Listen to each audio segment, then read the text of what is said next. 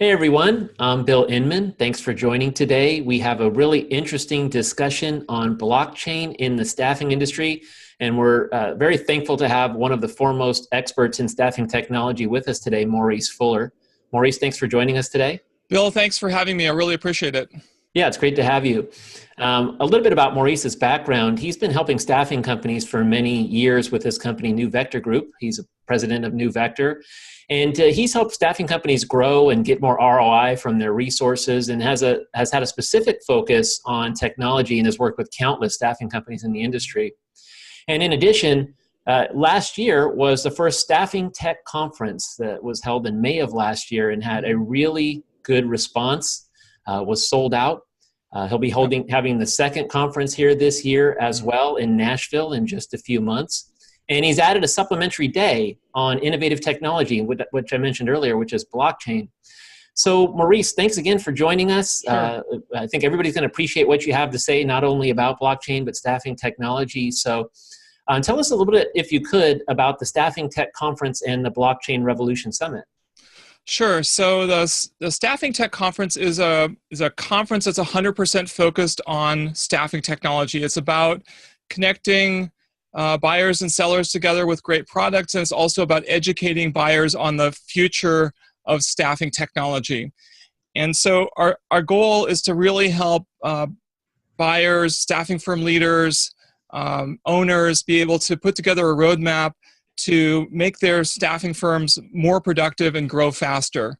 And so what we're seeing in the last 5 years is an absolute explosion of staffing technology that's been made available in the talent acquisition and the staffing space, and it's really changing the game. It's no longer just having an ATS system and a website, access to a few job boards and some back office capabilities. We're now talking about entire stacks of technology to run your staffing firm. And so staffing firm operations are becoming more and more complex, and I also see a growing gap between where the technology is today and where staffing firms are in terms of the technology that they're using. And so we want to help close that gap and help staffing firms acquire the technology that's going to give them the highest ROI. So it's in Nashville, April 9th through the 11th. The 9th is the Blockchain Revolution Conference. It's a one-day summit. We're bringing together all the leading experts in blockchain, including yourself, Bill. You're going to be a featured speaker, and we're really excited to hear what you have to say about the work that you've been doing. And then the next 2 days, on the 10th and 11th, will be StaffingTec, where we'll be featuring more than a couple dozen panel presentations and speakers and workshops, and it's a huge event, and it's going to be, it's going to be really exciing. Yeah, I've been excited about it since I met you down in Florida. We were fortunate enough at another conference to meet, and I agree with you on the glut of technology in the staffing industry. It's amazing. You know, one anecdote for that is I was at a staffing industry analyst executive forum in San Diego last year, and I was manning a booth there because I was an advisor to Salesforce.com based ATS. And a gentleman the first day came in and made a comment. He walked in, we were near the door, he stopped and he said, "I'm always blown away by the amount of technology solutions there are at these conferences." It's not a big conference, it's 800 to 1,000 people, yet there's dozens and dozens and dozens of staffing technology vendors. And the reason is, and this is probably a reason that blockchain is going to impact the industry so much, is that it's an important industry. I mean, getting people hired across the US, $160 billion contingent workforce industry, trillions in payroll. It's important that this technology power that, and of course, blockchain may assist in that too. So thrilled to be a part of your conference, Maurice. Was super impressed with our conversation on blockchain and beyond in Florida. So thank you very much. Sure, absolutely. Yeah. If you don't mind, we're going to talk a little bit about what you know about blockchain and cryptocurrency, but a lot of people have heard about blockchain and related to cryptocurrency, which is just a use case in the technology. One analogy that I like to use with regards to blockchain was developed by a cryptocurrency lawyer. It's called the FITS model. And the FITS model is fraud, intermediaries, throughput, and stable data. Those are the 4 reasons that you use blockchain technology at all. As you know, I'm building, at least I'm a shareholder in and an advisor to a staffing talent management blockchain app that'll release in the next month or two. So I just wanted to walk through these 4 things real quick and then get your opinion on blockchain and crypto. Yeah, that sounds really great. Let's do it. Yeah, good. Well, the FITS model starts with fraud, and Mm-hmm. you might not think of the staffing industry as one that's fraught with fraud, but it really is. It starts with resumes, Yep. and quite a few of the profiles that are on LinkedIn may be fudged a little bit, maybe Yep. completely erroneous on purpose or not, maybe Yep. old, which isn't Yes. fraud, but it leads people the wrong way. Would you agree with that? Yeah, I mean, depending on the survey that you read, somewhere between at least 50 to 85% of resumes contain either outright lies or inaccuracies. And so blockchain has the potential to really sort of ferret that out and make the resumes and profiles that are online much more accurate and validated. So I completely agree with that aspect. Is going to definitely streamline the staffing industry, make assessing candidates more efficient and more accurate. Absolutely. And it's that immutable ledger aspect of blockchain that's so interesting. The Yep. analogy I like to tell is if you had a dollar bill in your hand and you could see every transaction that dollar bill had gone through, you'd Yep. probably have an Academy Award winning movie if you filmed it because of all the different transactions of every shape and style. Yep. And the immutable side of blockchain is going to allow companies to store career data immutably in a blockchain so you'll know for sure whether somebody has worked somewhere or not, and then Exactly. validation of skills and so forth. So agreed. The second part of the FITS model is intermediaries. Yep. Now, you and I both know there's tens of thousands of staffing companies in the US and a much greater number of independent recruiters. Yes. And that's mainly because it's a local-based model where you have to interview people locally and source people locally. But Yep. the distributed nature of blockchain, which is completely different than cloud technology, which all of these companies that are coming to your conference and buying HRIS, they're buying cloud. Mm-hmm. Blockchain's different. It's distributed. It allows to layer data on top of one another a little bit easier because of the architecture. Right. Do Right. you agree that intermediaries might be affected by blockchain? Well, absolutely. I mean, when you think about the original architecture of blockchain, it was built to support cryptocurrencies and basically cut out the government.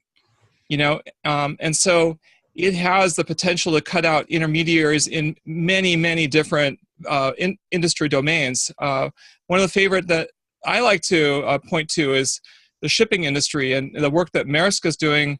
If you ship a good, a container, I should say, from the United States to China, it will pass through 30 intermediaries that handle some aspect of the paperwork. 30 intermediaries, and that's costly. So Maersk is working on building blockchains to basically streamline all of that.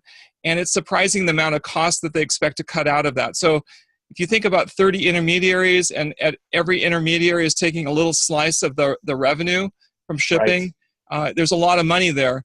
And so Maersk and IBM are working very aggressively to cut out a lot of those intermediaries. And likewise, I'm not sure that in the staffing industry that staffing firms will be fully cut out as intermediaries, but I think that their role will change and will evolve, and their processes will become much, much tighter, and the value proposition that they provide will be altered. I think a lot of value that we're currently providing actually will be handled increasingly through technologies facilitated through blockchain. So a lot of intermediaries, their business models are at risk. They're going to have to invent new ways to bring value to their clients as blockchain takes on the value that they've been providing historically for many years.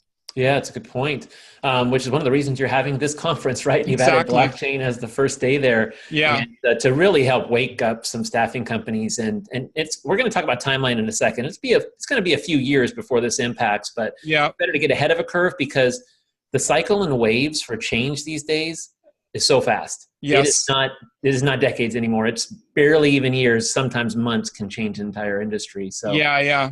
Really interesting stuff there. So the third part of the FITS model is throughput. So as you said, it was the blockchain's initial use case was for the financial industry and to disrupt banking and take away intermediaries there and make it easier to transfer money. But in the staffing industry, there is a lot of throughput. When you think about Indeed and Career Builder and ATSs and HRIS and people submitting their resumes to Fortune 500, there are millions and millions and millions of staffing transactions every day, let alone payroll and everything that happens on the back end. Right. Blockchain is well suited for that because of the architecture. Do you think that blockchain, you just mentioned it for shipping, for example, narrowing vendors. Do you think the same for staffing as far as throughput, since the high volume is so transactional? Yeah. So I think that just about every aspect of the staffing industry is going to get tightened up as a result of blockchain.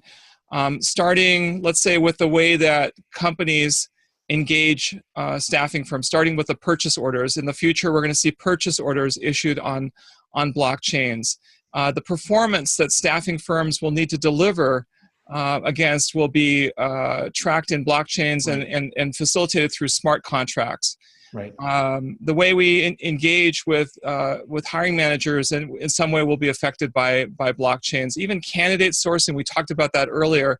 The way we find candidates, it will be a combination of machine learning and blockchain working hand in hand to find the right candidates. And then the way that we validate candidates will be simplified because so much of the background will also already be pre-validated. Even the way that we engage with candidates is going to change because profiles on the internet, candidates may choose not to make certain things available, and they may choose, for example, to sell access to their phone call with them and monetize.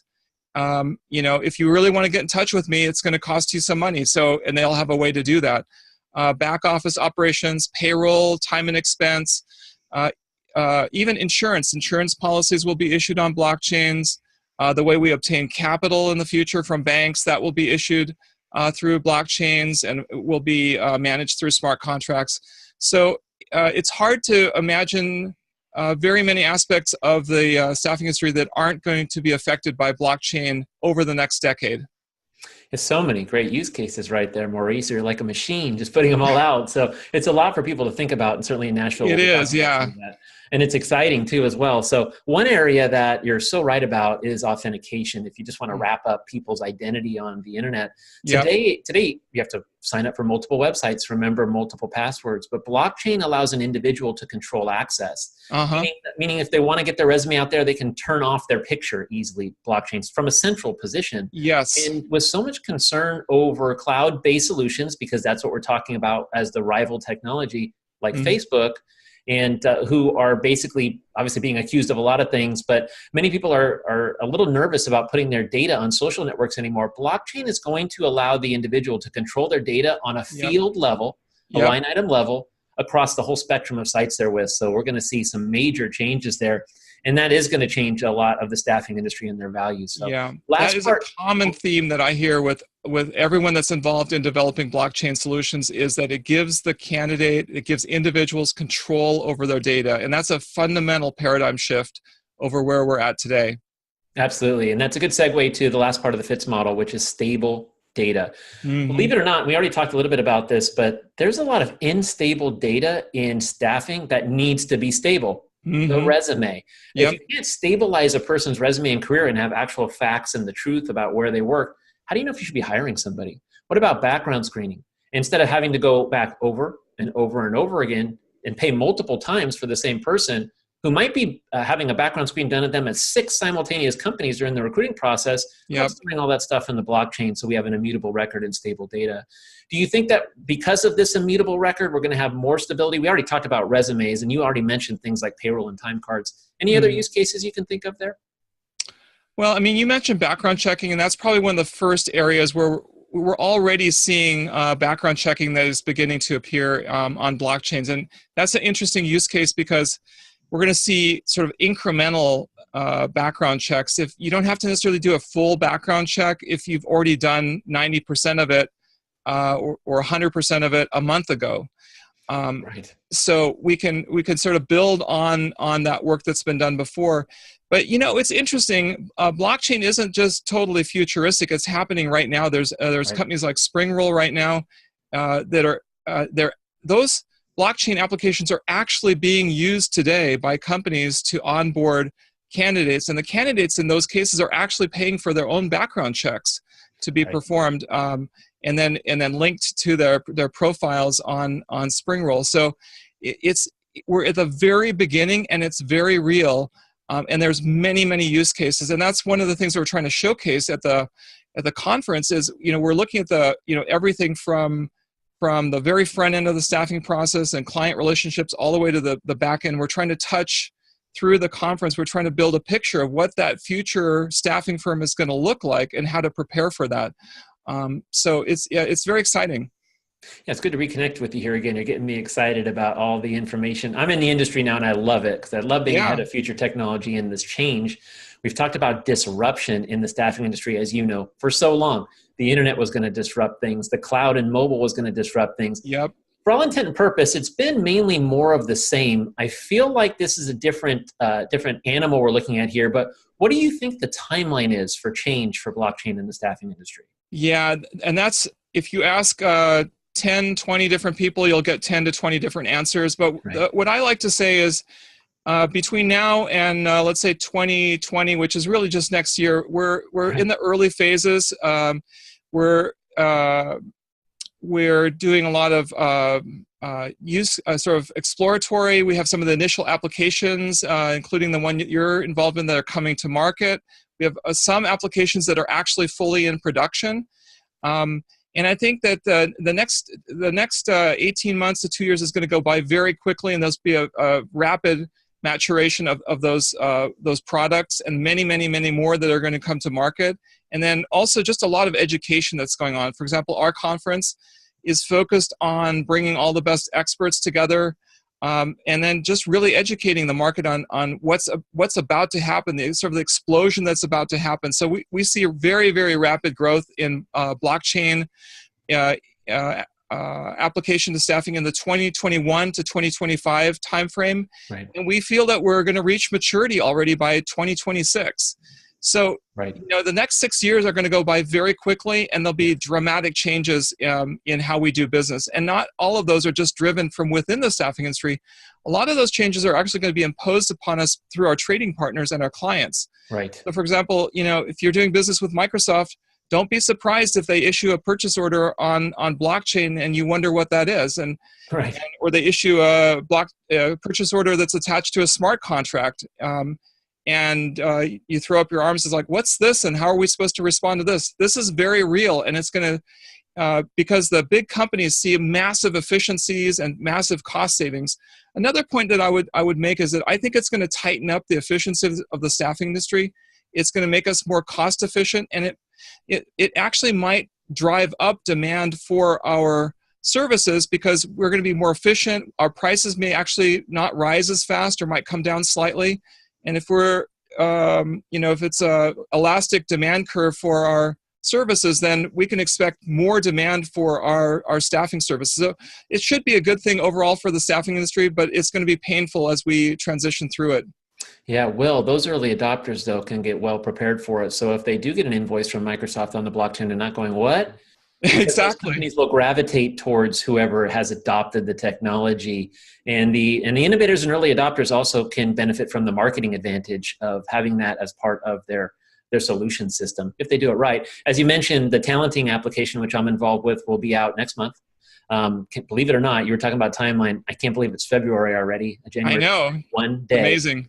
I know. So 6 years, it's going to go by like that, right? Exactly. So and they're out. You mentioned Spring Roll as well. They already have an app in development, and for all intent and purposes, blockchain got grouped together with cryptocurrency, Bitcoin, Ethereum. Very different, right? So it really is. Yeah. Why don't you talk about that a little bit and how? Yeah, let's talk about that. So blockchain was originally developed during the 1990s, and it was really first described as part of the original Bitcoin paper, the architecture of it, and it's a database technology. And what you could say is that the first real significant use case of blockchain was cryptocurrencies, was Bitcoin, right? And it was highly successful. When you think about what was accomplished with that technology, billions of dollars of valuation, and thousands of companies were formed out of that initial use case. So it was highly successful in one very, very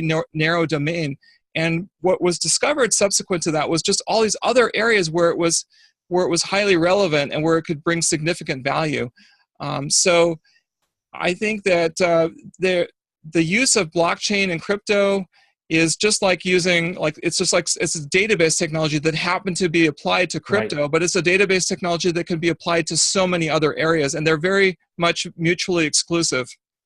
Absolutely. That's a great overview and good history there as well of blockchain. So this has been fantastic, Maurice. We've had a great interview, and I think that's a wealth of information that we've talked about on blockchain. And I'm excited now to attend and speak at the conference. Yeah, we're happy. We're so thrilled that you're going to be part of this, Bill. Thanks, Maurice. Yeah, I really appreciate that. Let alone the fact that it's going to be held, I believe, in the same building as the Country Music Hall of Fame. It's across the street. It's going to be held at the Nashville Bell Tower, which is a church that was built in 1870 and it's been converted into an event center. It's just that's a lively area of Nashville there, so it's actually a really fun area to visit. It's a beautiful area. It's the rest of StaffingTec will be at the Omni Hotel, which is it's a gorgeous hotel. It connects directly into the Country Music Hall of Fame. It's a fantastic venue for the conference. Yes, for those of you that are excited about being in a highly energized town as well as going to the conference, you picked a good one this year. We should have pretty good weather around that time too. Yeah, I think we will.